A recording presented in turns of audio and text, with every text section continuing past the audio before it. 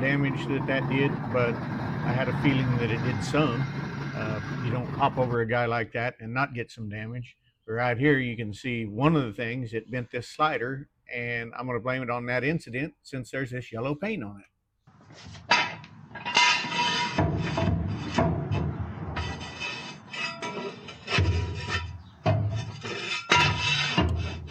I'm just going to hustle this thing along right here.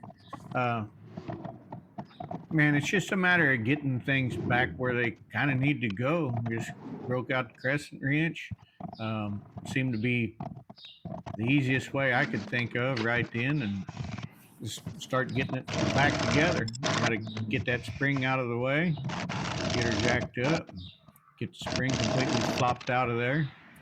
I did, once we got the bolt out, I give the bolt a quick inspection. It wasn't worn too bad. So we'll probably replace it before the SuperTech 600 because we'll go for so many laps and it did have a little wear.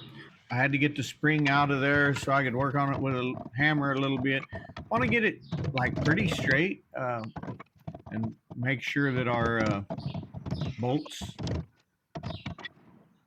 go through there okay.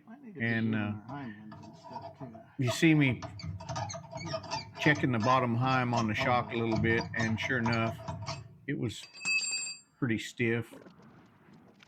Send that through, kind of make sure that everything looks like it's going to work okay there. The bearings are going to go back and forth. Squeeze that over where it belongs. And put that back together for now. It needs some grease. I need to put some grease on it, along with the heims on the shocks and all that. While I was down there, I went ahead and put a little WD-40 on them, and so that we loosen them up. I had to check the other side, even though that's not where we're working on. I might as well, or I'll forget.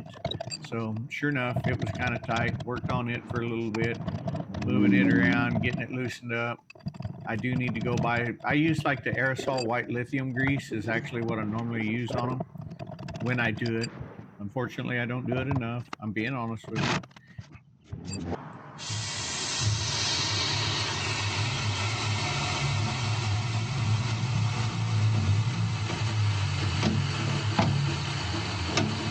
But I don't see any binding in there, so